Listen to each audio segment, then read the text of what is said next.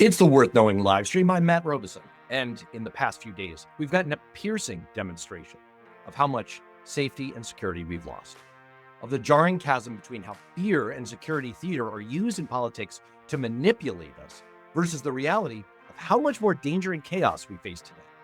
I want to talk about the big picture of our national security and our economic security and our health. But let's jump off from what happened at the White House Correspondents Dinner over the weekend, because it really is a vivid illustration of the entire problem and the jarring gap between the Trump White House's propaganda and reality. We had a president who has defined the free press as a threat to America, calling journalists, and I quote, sorry for the long list here, but it's a lot of things: piggy, ugly, nasty, stupid, slime, scum, very unpatriotic, obnoxious, disgusting, dishonest, disgraced, loser, sleazebag, animals, some of the worst human beings you'll ever meet, enemy of the people, all peddling fake news. And then going to an event celebrating press freedom and the importance of journalism to tell jokes in the middle of a war of choice in the Middle East that he started, that we're losing, and that he claims we're winning. It was an evening that promised fake humor and forced laughs from a media that was meekly capitulating to someone who has abused them over and over again. And by the way, Trump was coming straight from a cryptocurrency event in Mar-a-Lago. Cryptocurrency being a fake currency and Mar-a-Lago being a fake high-end club that's really a rundown Florida swamp castle. It's hard to tell which event of the evening was more full of it. But then we got the attack. A man trying to rush through the security line. Shots rang out. The vice president and the president rushed from the stage. And the questions started pouring out, many of which we're going to get into in just a minute. Questions about why this all unfolded this way. Why wasn't there serious protection, metal detectors, a real screen so that the assailant didn't have to be stopped by a Secret Service pull? I want to talk about that with today's guest in just a moment. But that's really just a jumping off point to the bigger question. What actually makes us safer? Because we have a president who's been trying to scare us into buying into all kinds of things in the name of security. This war with Iran, for example, where he claims that our adversary was 2 to 4 weeks away from having a nuclear weapon, although the reality was his own national threat assessment from last year said it was more than a year away. Massive spending on the Department of Homeland Security and ICE in particular to go after the perceived threat of immigrants, but that's actually resulted in a lower deportation rate than what was achieved under both Presidents Biden and Obama. True story. You can look it up. And that's resulted in the murders of at least 2 American citizens. Massive spending on a U.S. military that's already bloated to the point of explosion, like that man in the Monty Python Meaning of Life movie, wafer thin.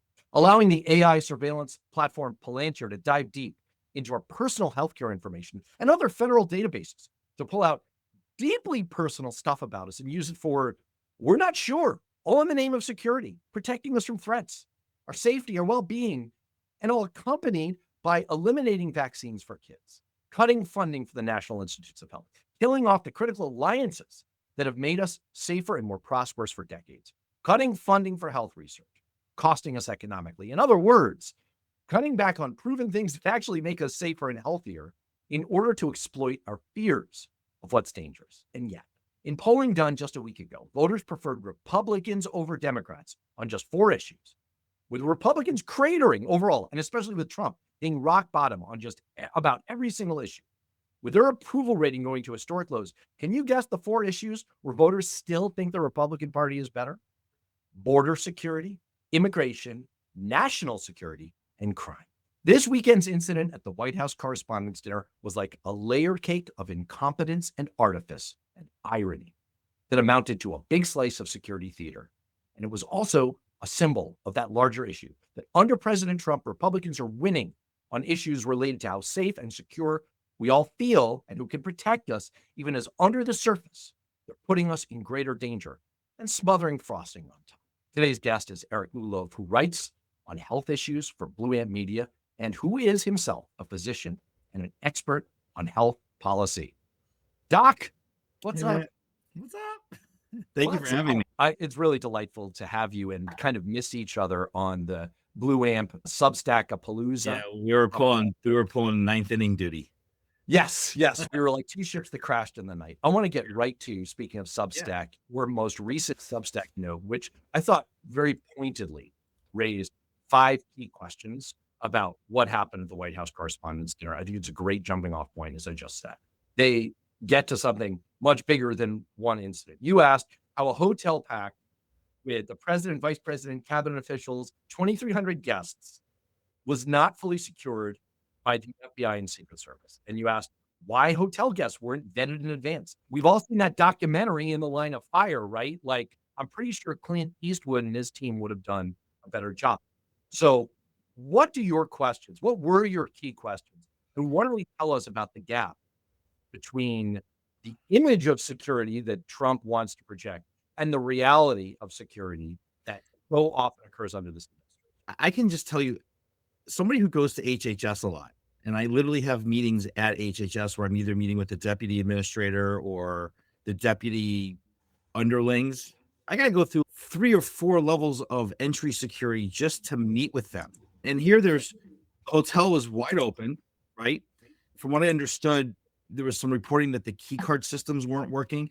Like, there's a lot of like conspiracy stuff here that I don't want to go down, but like, you would think that from a hotel perspective with Secret Service, like you would lock down the key card system so that people didn't have access to all of the floors. Like the entire key card system would just not work so that this guy could go anywhere he wanted.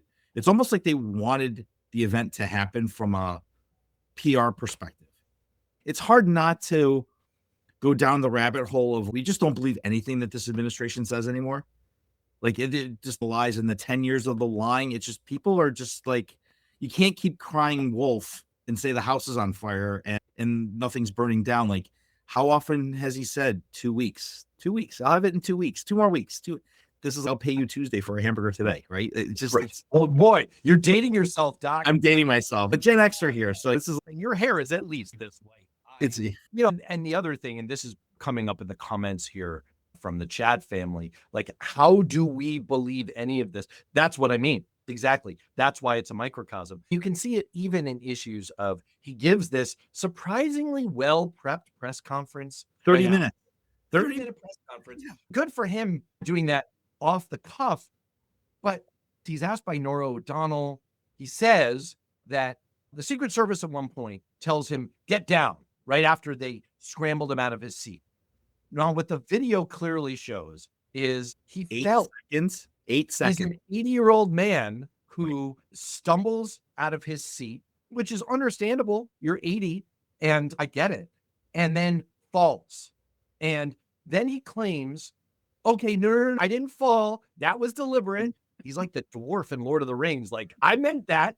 And the press is sort of buying into it, which in itself is a microcosm of the whole purpose of the White House Correspondents Dinner. Like, you all have Stockholm syndrome. He's abused you vigorously and repeatedly over the years, and you're there to say, thank you, sir, may I have another? And then this incident occurs, and then you say, oh, the Secret Service told you to get down.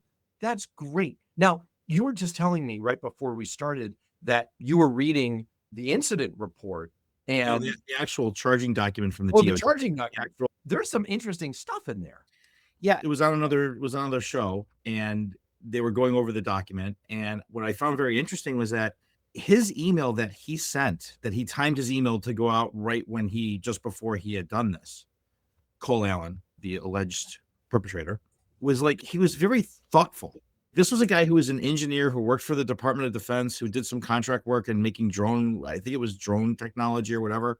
And this is a guy who was an engineer. He literally had put in his manifesto or his email, I do not want to include law enforcement.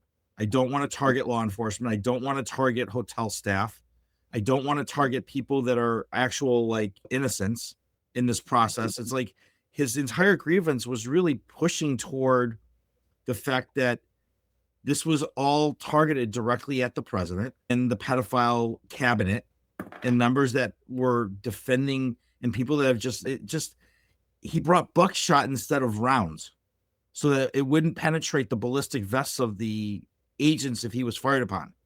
As a doctor, could you just enlighten me a little bit about the medical difference there? Is that significant? It is, because buckshot it's not like a round. Like a bullet is, if you think about a bullet, it's a cylinder, it has the propellant behind it, and then the round itself is the conical piece. That can either be full jacket or hollow point, or depending on the diameter, grain size, whether it's 9 millimeter, 357, 45, whatever the millimeter diameter of it is. But you can make those either armor piercing, hollow point to go so that it blows on impact so that it does more intense damage to the target. Buckshot's kind of more of a weaker grain. I'm not a hunter, but I would imagine that the reason why we kill fowl with buckshot instead of bullets is so that you don't damage the hen when you're going to kill it, or the quail or whatever you're going to hunt. So you can actually harvest, you just clean out the buckshot from the area that you hit. So it's just like one of those things where it's just, he was very thoughtful as to not hurt people he didn't intend to want to exact his grievances with. Right. And I understand very much what you're saying. It's not like we're making him out to be some kind of a saint. Let's stipulate for a second that this wasn't entirely staged, which it might have been, but let's just take that much at face value. There's no excuse for what he did. No one is condoning politically motivated violence of any kind, but it is interesting. It is interesting that he took very careful steps to keep this within certain parameters. Now, again, not meant to say that he's innocent by any means, but it just goes to show that there are layers to this. And it's fascinating that, first of all, the press's immediate reaction is, wow, thank you, sir. How brave you were to fall over, to be told to get down. And second of all, that they let him kind of play the card of, this is why I need my beautiful ballroom. I need more space. And as Cynthia Rice points out, fun fact, the proposed ballroom will hold 1,000 people. The WHCD had an attendance of only 2,000. And we need to clarify this. This was not a presidential event. This is the White House Correspondents Dinner, which I've never been to because I was never a working journalist, right? So this was, and I kind of was making this conversation with a patient of mine. We were getting into it. And I said, listen, but if it involves the president, it's a presidential event. I'm sure when President Obama delivered the same there, that the security was like super tight at the hotel. The advanced team with the Secret Service was working with the FBI and DC Metro Police and hotel security. They made sure that place was completely locked down, that nobody had access to areas of the hotel that they needed to egress the president in case of an emergency. It just seems like this is just, again, I have a very famous statement what I use with this administration. This is what happens when you elect unserious people to deal with serious shit. Yeah. I mean, we've talked about this on the Friday political rehab show, me and my Republican collaborator. Collaborator sounds like the right thing to say when you're working with a Republican, but he's a good one. He's a good rich. We've talked, this is the whole Kash Patel story. This is, you put unserious lightweights who have no idea what they're doing and who are themselves deeply financially, morally, and legally compromised, as Kash Patel is, right? Remember, this is a guy with a history of himself having been investigated for blowing CIA reports on the whole Russia story. This is someone who has his hands very dirty and is deeply financially. Who in this administration doesn't have their hands dirty? Doesn't have. And you put these people in positions of authority that are way above their, this isn't even the Peter Principle. You run into the Peter Principle 7 rungs down from where they are. And of course, you have the clowns, you end up with a circus. I want to expand our lens a little bit, like I kind of promised at the top. You wrote a fascinating article. I mean, it's getting a little long in the tooth now. This was like 4 or 5 weeks ago at this point, about this is sort of a classic guns versus butter construct from economics. We only have so much money. We can spend it on the military. We can spend it on our health. And that seems to be the trade-off that the administration is directly putting in front of our face. That you write that the Pentagon requested another $200 billion while our public health infrastructure is being cut. What do you see as the upshot of all of this? What was your key argument here about what this does to our safety? Right. So I think people don't realize that our public health is one of our national security pillars. That it's literally, people think about national security, the first thing people think of is it's military, it's NASA, it's CIA, it's FBI, it's our criminal investigation units at DOJ. And nobody thinks about public health. Nobody thinks about as America being healthy, or at least being vaccinated, or at least having public health systems that are in place. When we drop below 95% immunity rates, we see measles outbreaks. Oh, wait, that already happened. I'm sorry. So when we don't give COVID vaccines, people start getting negative COVID outcomes. Oh yeah. And then they buried a report, which I posted on my Substack this morning. Thank you to Dr. Jeffrey Faust and Dr. Angie Rasmussen for putting out the report in advance. There's an uncensored report of the actual CDC report that they buried. The end result was that if you're over 65 and you got the 2025-2026 JN1 COVID vaccine, you actually improved your immunity and had less negative outcomes. So what they are trying to do, and part of what Project 2025 was all about, Matt, was by dismantling the national health security apparatus, by cutting $18 billion to NIH, by cutting $3.5 billion to the CDC, by wiping out the National Science Foundation, by removing all these people from the ACIP and putting on anti-vaxxers and people who don't believe in real science and burying the CDC report on COVID, right?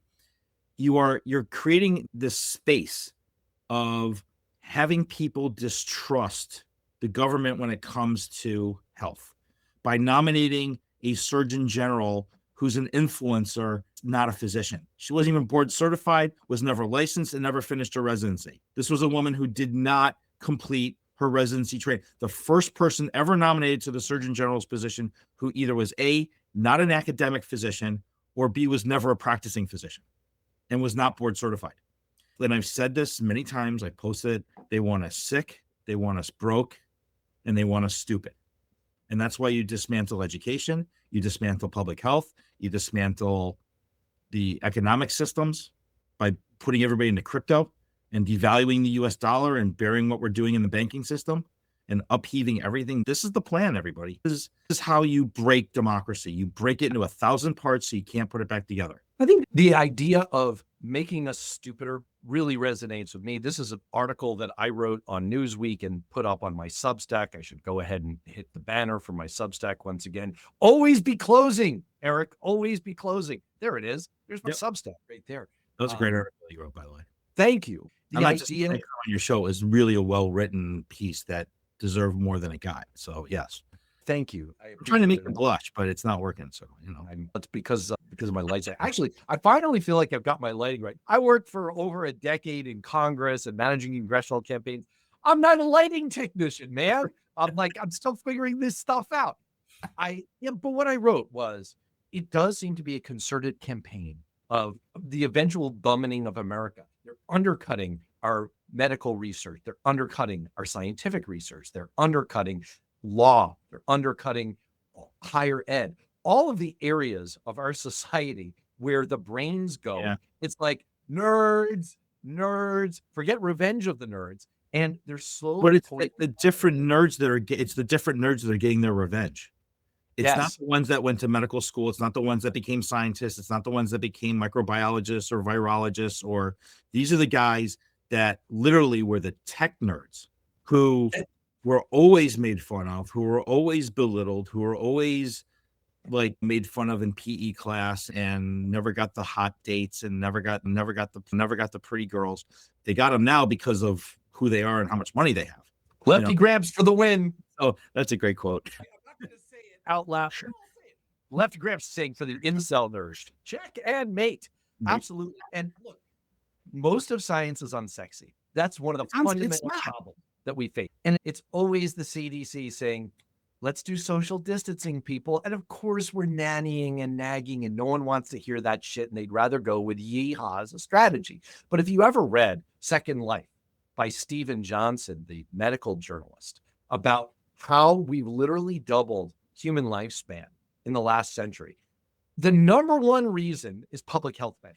Yeah. It's nothing freaking sexy. It's because we cleaned up our water. It's because we pasteurized our milk. Sorry, raw milk fans. Sorry, eating raccoon penis fans. We had created vaccines for polio and measles and mumps and rubella and vaccines against chickenpox and HPV and shingles, and modern medicine has improved. You're not getting, if you're a man in your 40s, 50s, and 60s, and you now have chest pain, you're getting an immediate cardiac catheterization, and they're stenting all of the pathology in your heart, not just the one artery that was partially occluded.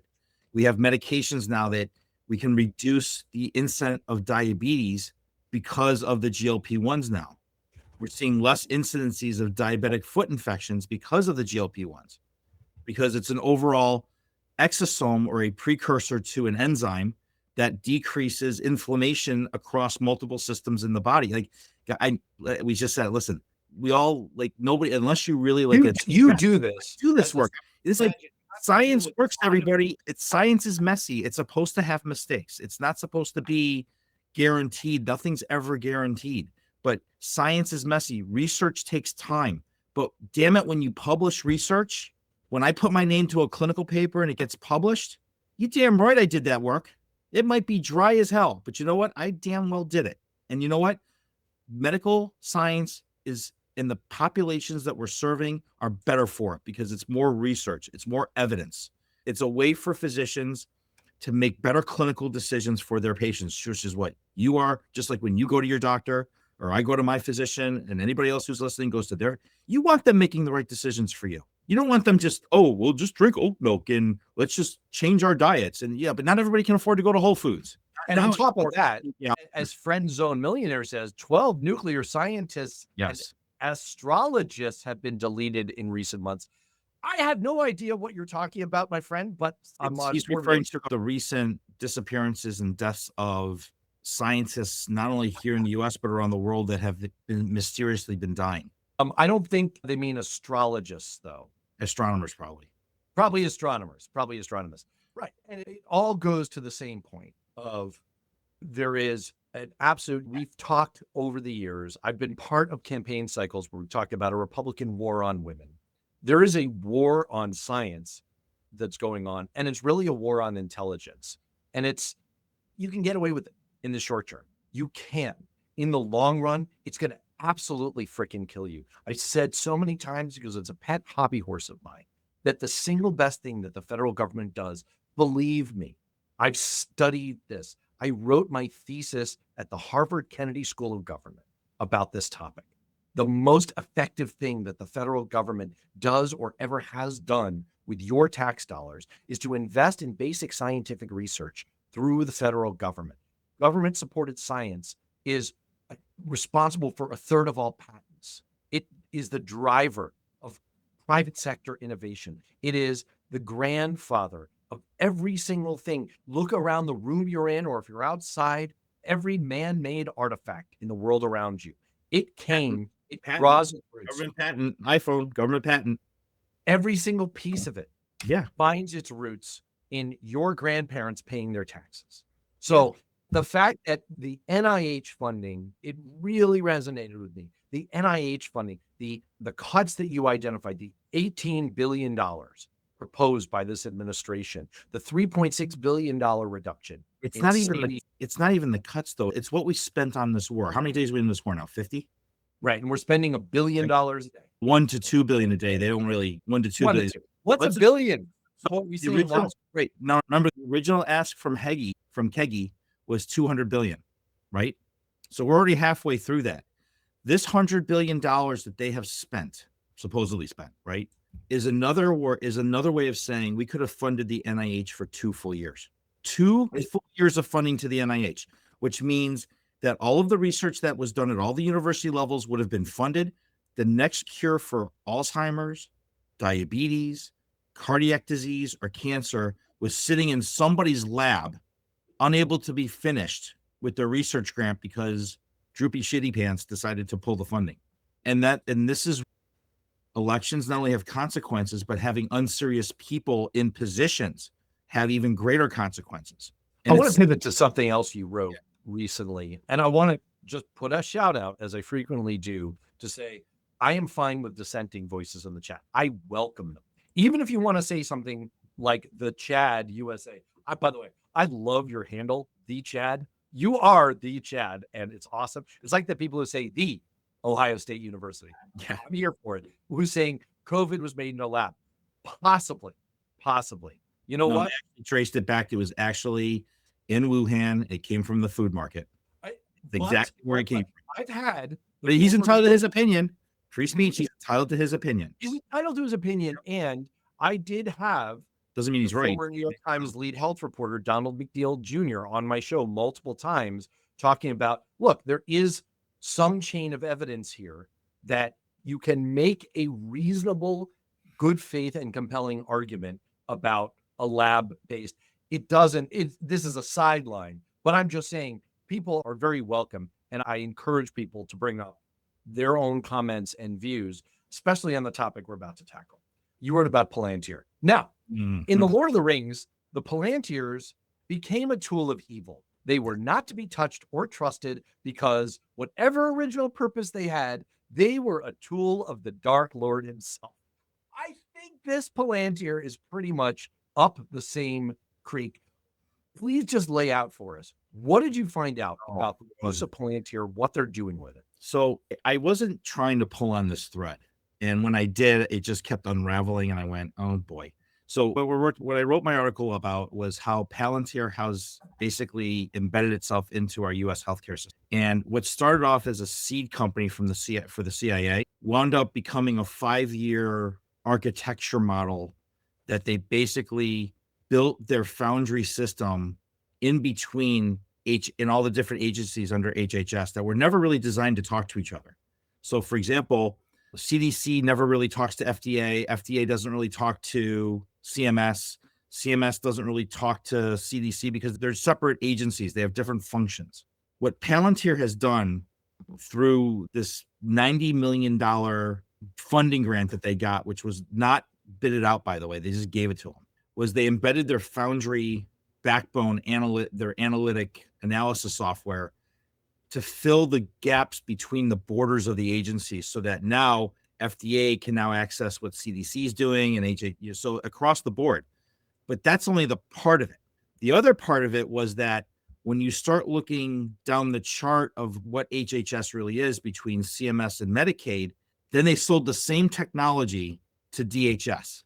Because of the way the analytical system, the analysis system works, was that DHS was able to access Medicaid information with enrollees. And that's how they started doing deportations and how they started finding people to doing Minneapolis and Minnesota deportations, was they were accessing Medicaid data, which was Let me read that back to you. So what I'm hearing you say is, look, and we're seeing a lot of comments in the chats. This is like plutonium target. This is a plutonium topic. Yeah, people are pointing out that they have some horrible experiences. Sorry, Cynthia, to hear that. People have some horrible experiences going to hospitals, even going to their doctors. They're not blaming their doctors, but you painfully know what my wife talks to me about as a physician all the time. You are part of, I feel like I'm talking to Darth Vader. You are all that's left of a dying religion that still believes in fax machines. You are the only profession that still uses fax machines because that's how backward. By the way, I was there on Capitol Hill as part of a Democratic majority when we were writing the Affordable Care Act. This is one of the core problems we were trying to solve, was trying to get electronic medical records, first of all, to get them to exist. Second of all, to use a system that would tie the fracturing of different electronic medical record systems together. This sounds like nerd alert. Oh, wait, should I do it? Should I do my standard nerd alert? Yes, let's do a nerd alert. Nerd alert! It was my understanding that there would be no math. I don't even know what that means. No one knows what it means, but it's provocative. No one gives a shit about tying together electronic. Right. Let me tell you, it matters. I'm saying this, but I know you believe it. I know without even saying it, as a medical expert, it matters. There are problems. There are medical errors that compound because of the handoff of patients from one provider to another. That's the problem we're trying to solve for, so that we can do more frequent handoffs. And you wouldn't have situations like doctors in residency working for 36 hours straight, which is something that my wife lived through and I lived through vicariously and sucks. Didn't really work. So you want to tell me, as you, Chad, by the way, I still love you, as the Chad was saying, that these are just Palantir, just seeing stones, it's just visibility. Yes, exactly. If you wanted to, there was an innocent for the idea of let's get better visibility into what the data is saying. Let's use some AI tools. Let's tie disparate records together. Then I will tell you, perfect. I love that. That's a great idea. That's what Democrats were all about. Then you tell me that Sauron got involved. And really, this was all a thinly veiled front to get me to descend on the good people of the Shire. I'm going to drop this metaphor now. You can hate me for it. And it's just a thinly veiled front for more ICE raids. That's essentially what it sounds like. That was part of it. The other part of it was that, don't forget, we're talking about Peter Thiel, and we're talking about somebody who.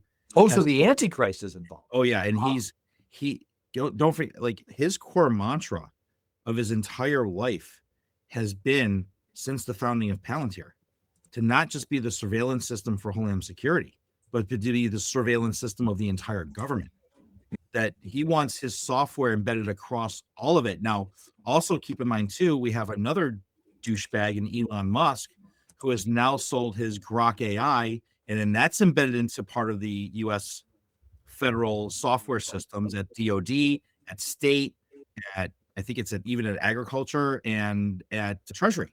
So you've got two of these guys who are, by the way, are not U.S. citizens. Okay, they're both from South Africa, right? Who have gotten billions in federal grant, our taxpayer money, right? In SpaceX and Palantir, right? So what are we doing? Palantir, by the way, healthcare for Palantir is 20% of their overall revenue. This is a company that started as a CIA seed company for national security surveillance, and now 20% of it's healthcare. And at the end of the day, I have another article that's going to be publishing in the next week or so about eugenics and and what with HHS and the whole MAHA movement, and which is a whole nother, it's another thread I didn't really want to pull on, but I yanked it and look what happens. But what I'm saying is, like, everybody, this is what I'm saying, we all forget about our national security when it comes to public policy. And because we've taken our eye off the ball, our Democratic leadership has failed us because they're literally blue MAGA. I'm sorry. They're blue MAGA. The ones that are defending the system as is instead of trying to fix it. And there are a lot of problems with the ACA, but typical problems with the ACA is you can't repeal it. You don't repeal and replace 58,000 times. You fix it. Fix one thing. Fix the thing that's bothering you. You don't like the subsidies. Fix the subsidies. You don't like the fact that you've got private for-profit companies involving themselves in the marketplace. Write additional legislation that forces them to adjudicate the claims properly so that there's no preamble denials. And this is the problem. Everybody wants these big, gigantic bills and do the victory lap, and then they forget about it, and they don't realize that you got to plug the holes. No legislation, as Matt, you worked on the Hill, no legislation is 100% everything you want until you put it into plan. Then you got to figure out where you got to shore things up. It's like a battle plan. The military commanders come up with a battle plan, and they adjust during the battle to, okay, we're getting killed on our left flank. Go ahead and move more units over there so we can back up that. You adjust on the fly. And this takes critical thinking, and we've lost that. We have lost that as a society, on this ability to critically think and to be nimble and adaptable on the fly, because we are relying too much on archaic systems. We're relying too much on modern systems that nobody really understands how to use them appropriately. Now we're relying too much on AI, and the AI models that are out there are only as good as the input you're giving it. I do want to get to that. I think that's an interesting thread to pull on. Let me just quickly back up to catch up to some of what people are saying here. One is Cynthia pointing out that the judicial system still uses fax machines. I feel like who was that lawyer, that defense lawyer in the OJ trial, who used to sound like he was really drunk and slurring. The judicial system. Anyway, I'm dating myself now. I'm not using Popeye references, mind you. But no, that was me. Yeah. And the Chad USA is pointing out that act, the ACA lost the insurance. Look, I feel you. And I think that was a beautiful bill that cost 24 million people their insurance who previously had it. It wasn't just the ACA that cost people insurance. It's the people who still had insurance. You may not have liked the insurance you were getting, but you were still insured up until January 1. And it just goes to your point that was a bill where there were huge trade-offs. It was not what it was a compromise bill. Members of Congress that I had worked for and that I was working for at the time, it's not what they wanted. It's not what they were elected to do. They're presented with a 53% good, 47% not so good. And they went in the direction of probably more good than harm, with the hope that they would be able to keep working on it. And we all know what happened after that. I'll point out Peter Thiel. I keep making the Peter Thiel knows about the Antichrist joke. That's a South Park thing. I guess I'm making a reference that, and Cynthia pointing out that he was born in Germany. Look, I have to point out that the Attorney General of the United States was previously a registered foreign agent. Look it up. True story. So apparently being born abroad and not necessarily having the interests of the United States closest to your heart is not a barrier to serving in this administration. And I'll or correct any- myself. If I said he wasn't from South Africa and he's really from Germany, I'll say I was wrong. I'll do the accountability component and say that I made a mistake in that statement, and I'm happily corrected. No one who speaks German could be bad. All right. But let's go to your AI point. My wife runs into this increasingly. It used to be that people would come in, patients would say, I looked this up on WebMD. Now people are saying ChatGPT says, and it is fascinating. This is a total sidebar. It has nothing to do with the larger conversation. I just want to go onto this topic for a minute so we can get back to the larger issue. But what are you experiencing? I will tell you that personally, I've lifted weights for about 25 years. I love it. I have been using ChatGPT to kind of stress test my personal training regimen. And as like an interactive personal trainer, it does great. And as you said, it's all about the prompts you give it. I made sure that it was grounded in the right set of exercise physiology research, and it's doing a great job. It's giving me very helpful suggestions, recommendations. For health, get out of here. Not a great idea. What do you see? So I would tell you is take the same prompts and put it into Claude and see what difference you get. Okay. I'm not a big fan. I think Claude's a lot better. Just started, coincidentally, oh my gosh, are you Palantiring my house, man? I started using Claude yesterday and I like it. I like it better. I'm suitably impressed. So you're saying Claude is better. Ooh, shots fired. What it comes down to is that I think Sam Altman's a real douchebag piece of prick. He's no better than Peter Thiel and Elon Musk. And ChatGPT relies on a lot of Chinese data to formulate its LLM model. So, and just for everybody out there, do not put personal information on any of these open AI models. Don't say, my name is Matt Robison and I'm 38 years old and I am in my social. Oh, you're too nice. I know, right? You're too nice. Don't say your personal name and then start attaching medical things in there, because that's the big no-no. Because now it now learns from that, and it's not like open evidence. Now your wife will be familiar with open evidence because open evidence was created specifically for physicians. The only way you can access it's with an NPI number.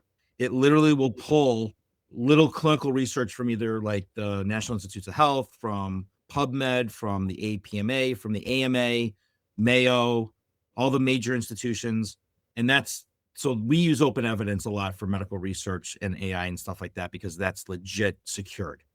I would never place a patient's chart record into, say, like Anthropic, right? Or even ChatGPT or Perplexity or Gemini, Google Gemini for that matter, and literally ask it to analyze the chart record for deficiencies in charting to comply with a local coverage policy. That's like an absolute no. Like, you just don't put private personal information into open-ended AI software, period. That's a great tip. Right. And what I was going to get back to the Palantir thing, so I want to get back to that. So in my second part of that article, what I had laid out was the actual audit pathway by where, even as a physician, your wife, me, and other physicians, we submit a claim to the contract carriers for, say, like Medicare. And then basically Medicare, those contractors then send all that information further up the chain so that eventually goes to Palantir. They oversee, they see every piece of data that gets submitted to HHS. And that was kind of the point I was making, is that we can't escape the ecosystem, but we can understand it better.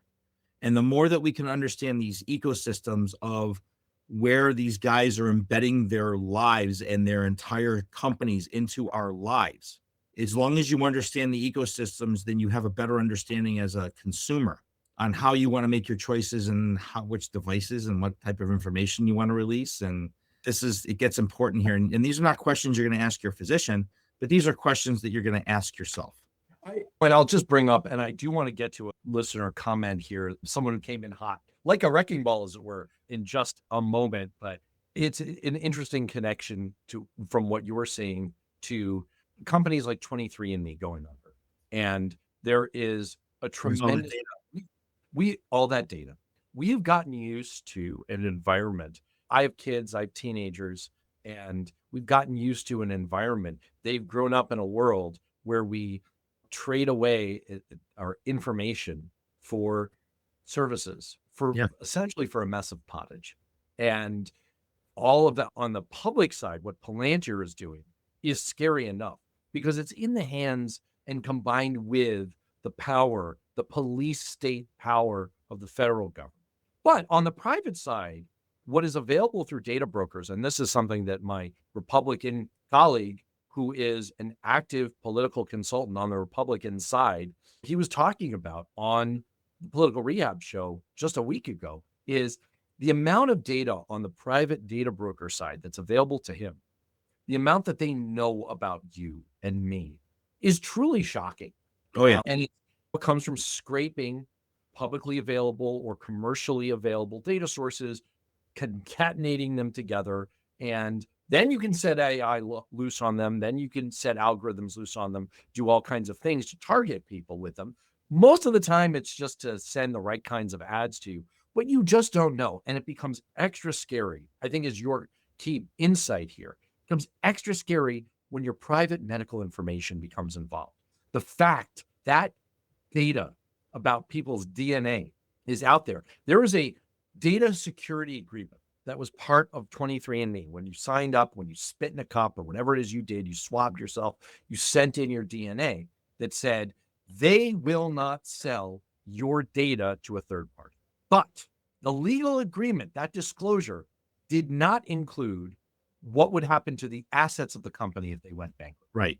Because So that was now that proprietary. data is on the market. Right, because that's Yeah. proprietary data. That's proprietary to the company. So there are companies online like Privacy. I have no affiliation with them. I'm actually a customer of Privacy Hawk. I have it installed on my iPhone. So I have it routinely going through and scrubbing the data brokers and all my information, scrubbing, requesting stuff to have them scrub my data from the data brokers and my digital footprint. And I do a lot of stuff online. There's stuff it's really, yes, Chad, it is insane. But the best thing that you can do is protect yourself and protect your family. And it's the reality is, guess what? When you get blood drawn, unless we have to trust that the hospital, Quest, LabCorp, all these smaller laboratories that when your physicians are sending your specimens, that they're being disposed of properly. That in 99.9999999% of all of these labs are disposing of all the stuff properly. You're almost never going to have a DNA leak from a laboratory. Unless, like in that documentary Fight Club, they're breaking in and stealing your fat and turning it into soap. Right. Or I'm like pretty Star sure Trek Nemesis or something like that, where it came from a Right, trans, exactly. right? Something like that, where they cloned Jean-Luc Picard. But what I'm saying is that we do have ways to combat your privacy and your data. And it's just about being a smarter consumer, about knowing what resources are. I had no intention of going in this direction, but I'm really glad No, we're here. we got really off topic. No, again, I think that this is the kind of perspective that you're able to provide. And I'll once again, let's do our mutual friend Cliff a solid here and promote Yes. Blue Amp, because you are their medical editor. And this is, you want to talk about health policy, you want to talk about the NIH, you want to talk about where the government meets healthcare. But, this has connection points to the way we live our everyday lives. Yeah. And this is really something that we're dealing with all the time. How much information about ourselves are we giving away? Now, look, I'm not quite like you. I don't have an active scrub going on for my personal information because I am so out there. There's so much information about me through things like this that it's impossible. I can't put that toothpaste back in the tube. I do, however, tell my kids to be ultra careful. Like one of the most popular videos that I ever put up on the Blue Amp channel featured my then 11-year-old. We don't allow our kids to appear on camera. They're not 18 yet. We Right. don't allow images of them to be used on social media. We don't post pictures of them. We don't say a lot about them on social media. I give kind of generic statements about them that don't really do data brokers any good. I allowed him to stand there while I was live and recording, and he had a question, and I let him wave his arm in the frame. People love that. That's as far as I'll go. It's really hard, but your insight is the place to really be concerned is this intersection of your personal information, AI, surveillance technology, the government, and your health. It's kind of like the 5-star pentagram of Yeah. doom. of the combination of those things can lead to some really scary results. I do not trust the hands of the current administration to wield all of that, definitely. But I'm not sure I would trust the hands of any administration. The scary part is what, going back to our Palantir conversation, because that's the next article I wrote on Maha and eugenics. And because these people are big transhumanisms, they think they're not even thinking about trying to augment our current genome. They're thinking about what's beyond the genome, like cybernetics and like that kind of thing. And so what they're going to do is take this data and they're going to start making stratified risk decisions based on your zip code, your utilization of healthcare services, your color of your skin. And Absolutely. and basically say, if you're a Black female in a specific zip code in Illinois, yeah, we're just going to deny your services because we can figure out a way to basically remove your genome from the system. Absolutely. And this is what you want to do. This is that other thread I was yanking on. I'm like, why am I just doing this to myself? Why do I just punish myself when I'm doing this research? Because it's just frighteningly scary that and as typical, what we talk about, Matt, is the technology is 5 to 7 years ahead of the law. I made a reference before. I should keep facing forward while I say this. You to be like this. And people think this is like some kind of a blue screen, green screen situation. No, these are real books. See, look, Art of War coming out. I'm just going to point back to, I referenced Stephen Johnson before. He wrote The Ghost Map. He wrote Second Life. And right next to that is The Immortal Life of Henrietta Lacks. And it's case in point of, here is someone's life, their cells in a culture, their DNA being used for purposes that maybe they were good in some ways, certainly not given with their authorization or consent or knowledge. And it is, at the very least, deeply troubling. I want to splash up this comment from MJ, one of our favorite commenters, who came in hot a few minutes ago, but we didn't quite get there yet. All right, look, let's deal with these one at a time. Let's deal with the more serious one first. The new and improved DOJ has indicted James Comey again. I've been busy live streaming. I did not know that. Yeah. Your immediate reaction? Just take another bite of the rotten apple. Keep in mind, the court case was already, the indictment was already thrown out on already. So there's already precedent of having a failed indictment. So any new indictment is going to have new evidence that wasn't presented previously with the grand jury. So this is just the Todd Blanche, I'm going to get it done for you, Mr. President, since, that's what. By the way, do you know what the indictment centers around? I haven't seen it, so no. In real time. Okay. It's based on a photo of seashells. You think I'm making this shit up? Okay. The charge stems from an incident, this is from the New York Times, nearly a year ago, when Mr. Comey, vacationing on the North Carolina coast, posted a photograph on social media showing seashells ranged to say 8647. Combining the slang term 86, often used to mean dismiss or remove. Freedom of speech. 86th from a club, you're bounced.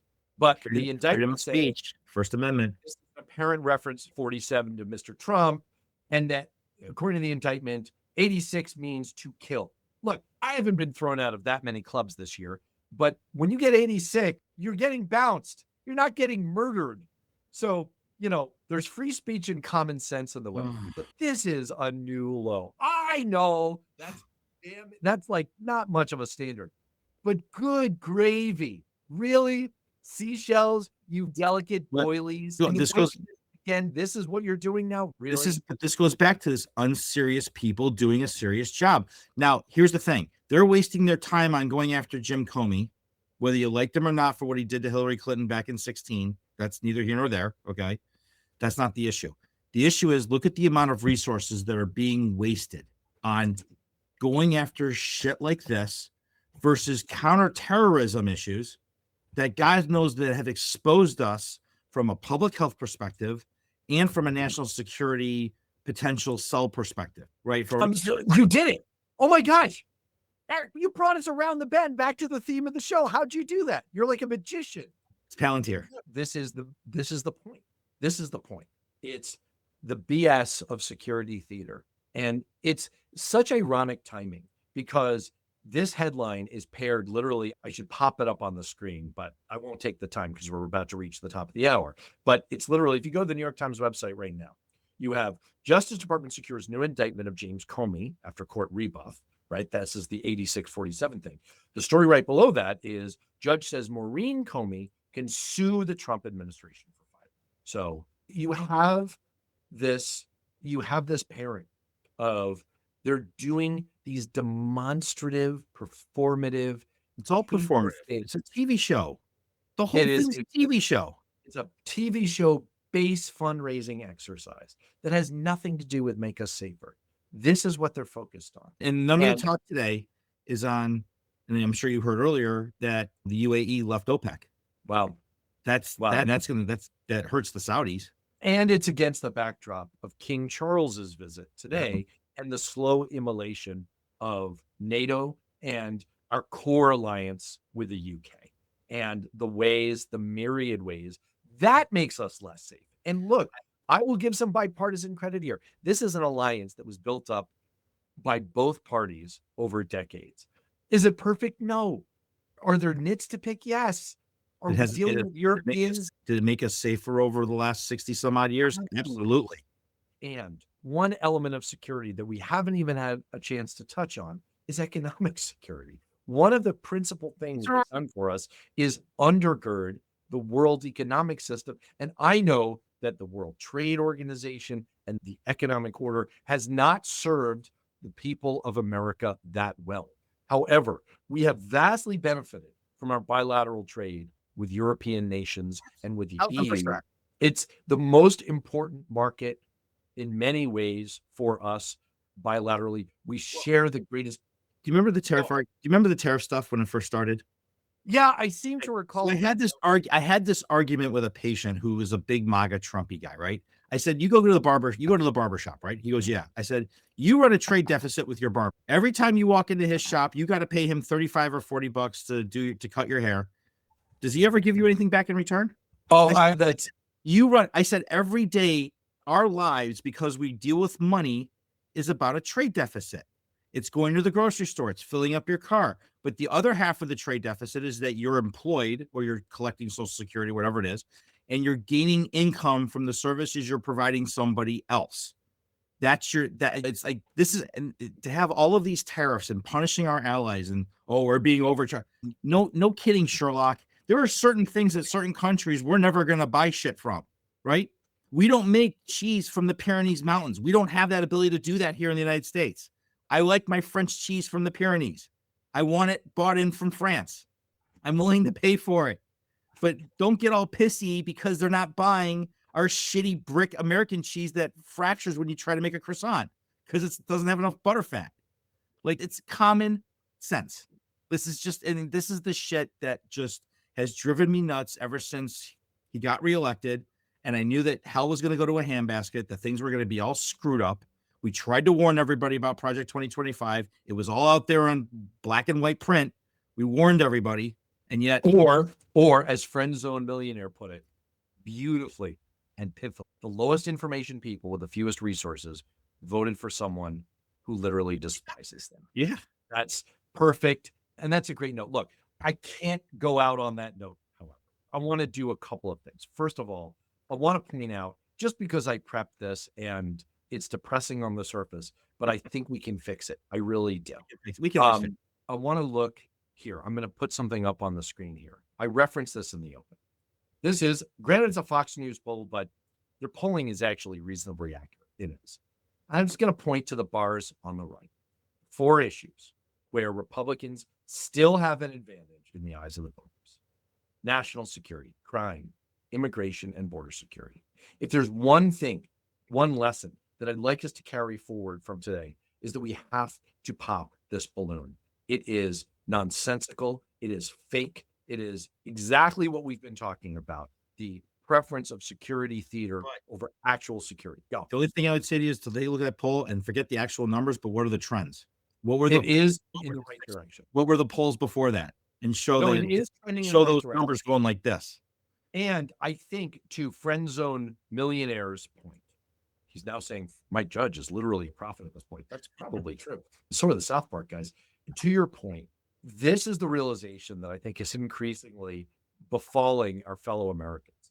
The most important number in polling in the last few months is the fact that low information voters who favored Trump by something like 19 points, he's now underwater with them by something like 20 points. It's been a shocking turnaround. So the people who elected him have turned on them.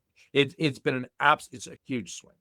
The other thing that I think is a good sign of hope is that people who write about and talk about this stuff are doing very well. Look at this. Just look at this. Top rising in health politics on Substack. There he is. It's a very good-looking cartoon avatar of you. The one sour note I will inject into this is that you are one place below the report, which I hope is a parody account and not an actual mob. It's a parody. It's a parody account. Oh, they're good. Fantastic. But I also want you to understand that rising. So when you look at Substack with this stuff, this was before I had no paywall.